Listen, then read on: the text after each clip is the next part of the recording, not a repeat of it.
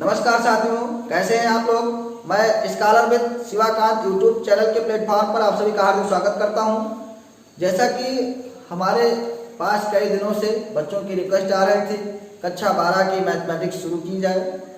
समय ना मिल पाने की वजह से चूँकि काफ़ी क्लास हमको लेना पड़ रहा है इस समय, और इस वजह से समय हमारे पास कम है, तो हम कई विषयों का वीडियो आप लोगों को उपलब्ध करवा रहे हैं। तो इस वजह से मैथमेटिक्स की क्लास हम नहीं ला पा रहे थे। तो हमने सोचा भाई आप लोगों की डिमांड आ रही है तो आप लोगों को मैथमेटिक्स की क्लास उपलब्ध कराई जाए। लेकिन भाई कक्षा 12 की वालों की तरफ से रिस्पांस बढ़िया आना चाहिए। अगर आपको वीडियो अच्छा लगे, मैं ये नहीं कहता हूँ कि हाँ बुरा लग रहा है वो आप लाइक करें। यदि आपको अच्छा लग रहा हो, मेरी पढ़ाई यदि आपको समझ में आ रही है तो वीडियो को लाइक करें। अगर आपने चैनल को सब्सक्राइब ना किया हो, आगे आप मेरे साथ रह करके तैयारी करना चाहते हैं तो चैनल को सब्सक्राइब कर लें और बेल आइकन का भी बटन दबा दें, जिससे कि नोटिफिकेशन आप तक पहुंचे और आप वीडियो क्लासेस जल्द से जल्द अटेंड कर पाएं। तो आज हम कक्षा 12 का मैथमेटिक्स पढ़ेंगे। क्योंकि मैंने 2 टॉपिक ऑफलाइन क्लासेस में पढ़ा दी है, तो मैंने सोचा कि उन बच्चों को नुकसान ना हो, इस वजह से मैं आज तीसरे लेसन से शुरू करूंगा, जबकि मैं 2 लेसन बाद में आपको क्लास उपलब्ध कराऊंगा। बोर्ड परीक्षा के पहले आपके पास पहले और दूसरे चैप्टर की क्लास होंगे, और वो भी बहुत बेहतरीन ढंग से क्लास होंगे। शायद उस तरह से आपने उन चैप्टर को पढ़ा नहीं होगा। और मैं आपको क्लास ऐसा दूंगा कि आपके लिए कंपटीशन के दृष्टिकोण से भी आपको इम्पोर्टेंट होगा। वो चाहे आप IIT की तैयारी कर रहे हो, चाहे बेचू की तैयारी कर रहे हो, वो आपकी सभी तैयारियों में मदद आने वाली है। तो आप मेरे साथ जुड़े रहिए और आइए हम लोग पढ़ते हैं तीसरा लेसन। और तीसरा लेसन है मैट्रिक्स यानी आव्यूह। तो यानी आपके दिमाग में आ रहा होगा आव्यूह है क्या, आव्यूह है क्या। तो बेटा आव्यूह जो है वो संख्याओं को आयताकार सारणी के रूप में प्रदर्शित करने का एक तरीका है। आव्यूह क्या है? संख्याओं को या प्रविष्टियों को, विवरणों को आयताकार के रूप में प्रदर्शित करने का एक तरीका है, ठीक है। और आव्यूह को इस चिन्ह द्वारा प्रदर्शित किया जाता है, या ऐसे भी लिख देते हैं आव्यूह को, ठीक है। तो आव्यूह क्या है? आव्यूह संख्याओं को आयताकार सारणी के रूप में प्रदर्शित करने का एक क्या है? तरीका है। समझ रहे हैं?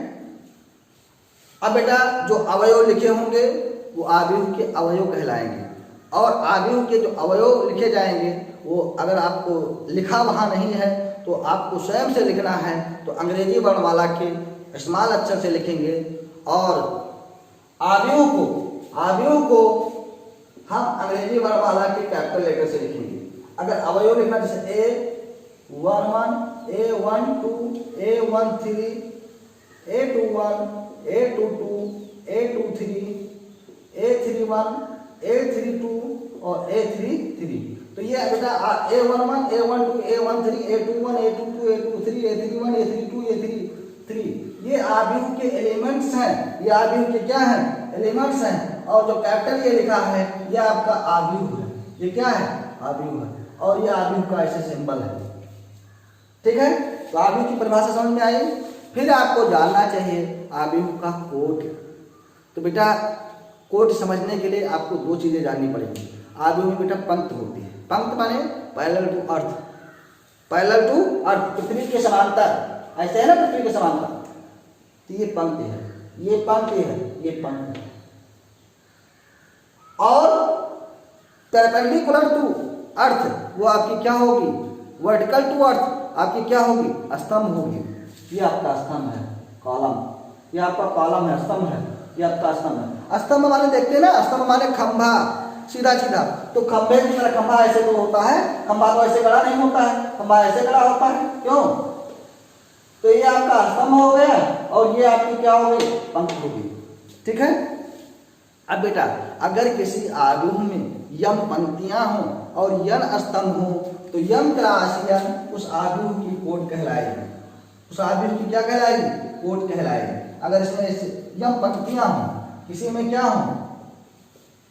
यम पंक्तियां हों और यन स्तंभ हो, तो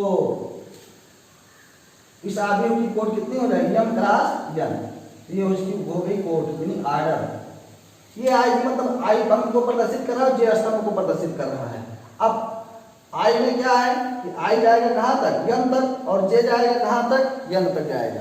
ठीक है, तो इस तरह से संक्षेप रूप में लिखते हैं। संक्षिप्त रूप में एक आव्यूह ऐसा है जिसका अवयव ए है और उसमें पंक्तियां यम है और यन है, तो उस आव्यूह की कोट हो जाएगी यम क्रॉस एन हो जाएगी। क्लियर? तो आव्यूह की कोट आप लोगों को पता हो गया। क्यों? ये किसी आव्यूह में यम पंक्तियां हों और यन स्तंभ हो तो उस आव्यूह की कोट क्या कहलाएगी, यम क्रॉस एन कहलाएगी। फिर हम आगे देखते हैं आव्यूह का निरूपण। तो मैंने आपको बता दिया कि आव्यूह को अंग्रेजी वर्णमाला के बड़े अक्षरों से लिखा जाता है और अवयवों को छोटे अक्षरों से लिखा जाता है और इसी कोष्टक के भीतर लिखा जाएगा। क्लियर? ध्यान देंगे आव्यूह का बेटा, आव्यूह का प्रतिपादन किसने किया था, तो ब्रिटिश गणितज्ञ 1850 में जे सिल्वेस्टर ने किया था और उसके बाद 1858 में इसका जो विधिवत विकास था उसको आर्थर कैले ने किया था। आपको कैले थ्योरम भी पढ़ना रहता है लेकिन यहाँ नहीं है। ठीक है, तो अब हम तो ध्यान देंगे अब हमें पढ़ना आव्यूहों के प्रकार। तो आव्यूहों के प्रकार में नंबर 1 है क्षैतिज आव्यूह। एक दिन मैंने फेसबुक लाइव पर भी पढ़ाया था कुछ टॉपिक। तो क्षैतिज आव्यूह मतलब ये होता है कि जिस आव्यूह में पंक्तियों की संख्या स्तंभों की संख्या से कम होती है, जिस आव्यूह में पंक्तियों की संख्या स्तंभों की संख्या से कम होती है उसे हम क्षैतिज आव्यूह कहते हैं। जैसे मान लीजिए ए बराबर दिया, पंक्तियों की संख्या स्तंभों से कम है ना, 2 3 4 5 6 7। तो बेटा कितनी पंक्ति है इसमें, 1 2, 2 पंक्तियां हैं और कितने स्तंभ हैं, 1 2 3। तो यानी इसमें 2 पंक्तियां हैं और 3 स्तंभ हैं। इसका मतलब ये हो पंक्तियों की संख्या स्तंभों की संख्या से क्या है, कम है। और इसका उल्टा होता है ऊर्ध्वाधर आव्यूह। ऊर्ध्वाधर आव्यूह मतलब ये होता है कि जिस आव्यूह में पंक्तियों की संख्या स्तंभों की संख्या से अधिक हो, यानी ऊर्ध्वाधर। देखिए क्षैतिज आव्यूह में पंक्ति कम रहेगा, ऊर्ध्वाधर आव्यूह में स्तंभ कम रहेगा। जिस आव्यूह में पंक्तियों की संख्या स्तंभों से अधिक हो या स्तंभों की संख्या पंक्तियों की संख्या से कम हो, जैसे मान 2 3 4 5 6 7। तो बेटा कितनी पंक्ति है, 1 2 3 पंक्तियां हैं, 2 स्तंभ हैं। तो इसका मतलब स्तंभ कम नहीं है, तो इस आव्यूह को हम क्या कहेंगे, ऊर्ध्वाधर आव्यूह कहेंगे। फिर है एक क्षैतिज आव्यूह है और एक है पंक्ति आव्यूह या जिसी को हम पंक्ति सदिश कहते हैं। पंक्ति आव्यूह या इसी को हम क्या कहते हैं, पंक्ति सदिश, रो मैट्रिक्स। जो थोड़ा इसमें डिफरेंस है, माने ऐसा आव्यूह जिसमें केवल एक ही पंक्ति हो, ऐसा आव्यूह जिसमें केवल एक ही पंक्ति हो उसे हम क्या कहेंगे, पंक्ति आव्यूह कहते हैं। तीसरा पॉइंट, या पंक्ति सदिश कहते हैं। फिर है स्तंभ आव्यूह या स्तंभ सदिश। स्तंभ आव्यूह या स्तंभ आव्यूह, स्तंभ सदिश माने जिस आव्यूह में केवल एक ही स्तंभ हो उसे हम क्या कहेंगे, स्तंभ आव्यूह या स्तंभ सदिश कहेंगे। फिर 5वां है वर्ग आव्यूह, स्क्वायर मैट्रिक्स। सबसे इंपॉर्टेंट आव्यूह है वर्ग आव्यूह, यानी कि जिस आव्यूह में पंक्तियों और स्तंभों की संख्या क्या हो, बराबर हो। 1 2 3 4। कितनी पंक्तियां हैं, 2 पंक्तियां हैं। कितने स्तंभ हैं, 2 स्तंभ हैं। इसका मतलब 2 क्रॉस 2। जैसे क्या ए बराबर 1 2 3 4 5 6 7 8 9। तो इसका मतलब कितनी पंक्तियां, 3 पंक्ति हैं और 3 स्तंभ है। तो पंक्तियों और स्तंभों की संख्या क्या है, पंक्तियों और स्तंभों की संख्या बराबर है, तो उस आव्यूह को हम क्या कहते हैं, वर्ग आव्यूह कहते हैं। अब हम थोड़ा जान लेंगे कि मुख्य विकर्ण क्या है, यानी प्रिंसिपल डायगोनल क्या है। तो बेटा जिस वर्ग आव्यूह में, बेटा वर्ग आव्यूह में 2 विकर्ण होते हैं। वर्ग आव्यूह में कितने विकर्ण होते हैं, 2 विकर्ण होते हैं। माने एक वर्ग आव्यूह है, जैसे मान लीजिए ये वर्ग आव्यूह है जिसके अवयव, एक वर्ग आव्यूह बी है और जिसके अवयव A B C D E F G H I है, माने 3 पंक्ति और 3 स्तंभ हैं। अब ध्यान देंगे तो ये आपका वर्ग आव्यूह हो गया। अब वर्ग आव्यूह के बाएं ओर से, बाएं ओर के ऊपरी सिरे से और दाएं ओर के निचले सिरे से जो एक क्षैतिज रेखा प्राप्त होगी ना, बाएं ओर के ऊपरी सिरे से और दाएं ओर के निचले सिरे पर एक जो क्षैतिज रेखा प्राप्त होगी उसको हम क्या कहेंगे? मुख विकर्ण कहेंगे। और वो जो अवयव होंगे वो मुख्य विकर्ण के अवयव कहलाएंगे। जैसे ये आपका क्या है? देखो मुख मतलब वर्ग आगू में बाएं ओर के ऊपरी सिरे और दाएं ओर के निचले सिरे के बीच एक सरल रेखा जो प्राप्त हो रही है उसी को हम क्या कहेंगे? मुख विकर्ण कहेंगे। और ये जो अवयव होंगे ये क्या कहलाएंगे? मुख विकर्ण के अवयव कहलाएंगे। क्लियर? समझ में आ गए? शून्य या रिक्त आलू, शून्य या रिक्त आलू तो यानी कि 0 और एम्प्टी मैट्रिक्स। तो शून्य आव्यूह किसे कहेंगे? यानी ऐसा आव्यूह जिसका प्रत्येक अवयव शून्य हो। ऐसा आव्यूह जिसका प्रत्येक अवयव क्या हो? शून्य हो, उसे हम शून्य आव्यूह कहेंगे। उसे हम क्या कहेंगे? प्रत्येक अवयव शून्य है, उसे हम क्या कहेंगे? शून्य आव्यूह कहेंगे। फिर आपका बेटा इकाई या तत्समक आव्यूह, इकाई या तत्समक आव्यूह, आइडेंटिटी मैट्रिक्स। तो ध्यान देंगे ऐसा आव्यूह जिसके मुख विकर्ण के अवयव एक हो, बाकी अवयव क्या हो? शून्य हो। तो इसको हम आई से प्रदर्शित करते हैं। इसे हम किससे प्रदर्शित करते हैं? मुख विकर्ण के अवयव एक है और बाकी सभी अवयव क्या है? शून्य है। तो इस आव्यूह को हम क्या कहेंगे? इकाई या तत्समक आव्यूह। या इसको हम I2 भी लिख सकते हैं क्योंकि द्वितीय कोटि का है, 2 पंक्ति और 2 स्तंभ है, तो इसको I2 भी लिखा जा सकता है। अब जैसे मान लें तृतीय कोटि में 1 0 0 0 1 0 0 0 1। अब इसमें 3 पंक्तियां और 3 स्तंभ है ना, तो ये भी आई है, यानी मुख्य विकर्ण के अवयव एक है, बाकी सभी अवयव शून्य है। इसको आप I3 भी लिख सकते हैं। अगर I4 है 1 0 0 0 0 1 0 0 0 0 1 0 और 0 0 0 1। ये हो गया क्या? आपका I4 है। अब अगर केवल I1 लिखा हो तो I में केवल सीधे 1 लिखा जाएगा। ठीक है? विकर्ण आव्यूह एक ऐसा आव्यूह होता है, ध्यान देंगे विकर्ण डायगोनल मैट्रिक्स क्या है? विकर्ण आव्यूह एक ऐसा आव्यूह होता है कि जिसमें मुख्य विकर्ण के अवयव को छोड़कर बाकी सभी अवयव क्या हो? शून्य हो, उसे हम विकर्ण आव्यूह या डायगोनल मैट्रिक्स कहते हैं। यानी कि मुख्य विकर्ण का अवयव हो, वो चाहे 1 हो, चाहे सब अलग अलग हो, चाहे समान हो, कुछ भी हो सकते हैं। जैसे मान लीजिए लिखा है 2 0 0 0 3 0 0 0 4, तो ये आपका विकर्ण आव्यूह है। या ऐसे आप लिख सकते हैं क्या? प्रत्येक तत्समक आव्यूह भी विकर्ण आव्यूह होता है।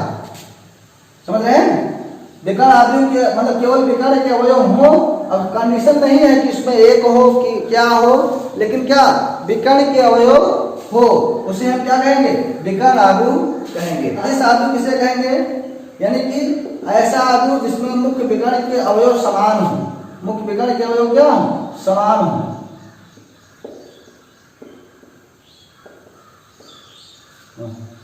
मुख्य विकर्ण के अवयव समान है, यानी प्रत्येक विकर्ण आव्यूह अदिश आव्यूह होता है, लेकिन प्रत्येक अदिश आव्यूह विकर्ण आव्यूह नहीं होता है। ऐसे इकाई आव्यूह में देख लीजिए, इकाई आव्यूह में क्या है? 0 1 0 और 0 0 1, तो मुख्य विकर्ण के अवयव समान है ना, तो इकाई आव्यूह के साथ साथ ये अदिश आव्यूह है, अदिश आव्यूह है। लेकिन माने इकाई आव्यूह अदिश आव्यूह होता है, प्रत्येक इकाई आव्यूह अदिश आव्यूह होता है, लेकिन प्रत्येक अदिश आव्यूह इकाई आव्यूह नहीं होता। ये सब थोड़ा कंपटीशन में घुमाकर ऐसे पूछ लिए जाते हैं, तो ये कॉन्सेप्चुअल क्वेश्चन है, इसको ऐसे ध्यान दे लीजिए कि ये मतलब इसका गुण तो रखता है कि समान है, अवयव समान है, लेकिन ये वाला गुण नहीं रखता है। इकाई आव्यूह में अवयव एक तो होना चाहिए, लेकिन यहाँ अवयव 2 हैं। तो ऊपर त्रिभुजीय आव्यूह क्या है? कि ऐसा आव्यूह जिसमें मुख्य विकर्ण के नीचे के अवयव क्या हो? शून्य हो, और ऊपर के अवयव कुछ भी हो सकते हैं। ऊपर के अवयव क्या हो सकते हैं? कुछ भी हो सकते हैं, जैसे 1 2 3 0 5 6 0 0 8। देखिए मुख्य विकर्ण के, ये मुख्य विकर्ण हो गया। अब मुख्य विकर्ण के जो नीचे है वो सभी अवयव क्या है? शून्य है, तो इसको हम क्या कहें? अब हम देखेंगे निम्न त्रिभुजीय आव्यूह। तो निम्न त्रिभुजीय आव्यूह होता है कि मुख्य विकर्ण के सभी माने मुख्य विकर्ण के ऊपर के अवयव क्या होते हैं? शून्य होते हैं, और नीचे के अवयव कुछ भी हो सकते हैं मुख्य विकर्ण के, इसको हम निम्न त्रिभुजीय आलू कहते हैं। जैसे मान लो ए बराबर क्या लिखा है 2 0 0 5 0 और 5 8 0 7 3 0। देखिए 0 हो भी सकता है, मान लो 6 है। तो मुख्य विकर्ण के देखिए ऊपर के सभी अवयव क्या है शून्य है, तो इस आव्यूह को हम क्या कहेंगे निम्न त्रिभुजीय आव्यूह कहेंगे। आव्यूहों की समानता, तो बेटा दो आव्यूह कब समान होंगे जब उनकी आर्डर सेम हो, कोड सेम हो, पहली चीज। और दूसरी चीज है संगत अवयव बराबर हो, यानी कि जिस पंक्ति और जिस स्तंभ का अवयव, जैसे मान लीजिए लिखा है ए बराबर मान लो लिखा ए बी सी और डी, और बी बराबर दिया है एक्स वाई पी और क्यू। तो ए और बी तब समान होंगे जब पहली पंक्ति और पहले स्तंभ का अवयव, ये आपका पहली पंक्ति है और ये आपका पहला स्तंभ है, तो पहली पंक्ति और पहले स्तंभ का जो अवयव है वो पहली पंक्ति और पहले स्तंभ के अवयव के बराबर हो, ए बराबर एक्स। भाई आर्डर तो इनका सेम ही है, अब आर्डर जब सेम है तो अवयव भी संगत बराबर होना चाहिए। जैसे बी बराबर वाई और सी बराबर टी और क्यू बराबर डी। जब ऐसी कंडीशन होगी तभी दो आव्यूह समान हो सकते हैं। तो आव्यूहों की समानता के लिए पहले है उनका क्रम समान हो, यानी आर्डर समान हो। दूसरी शर्त यह है संगत अवयव बराबर हो, यानी कि जिस पंक्ति और जिस स्तंभ का अवयव उसी पंक्ति और उसी स्तंभ के अवयव के क्या हो बराबर हो, तभी आव्यूह समान हो सकते हैं। अब है आव्यूहों का योग।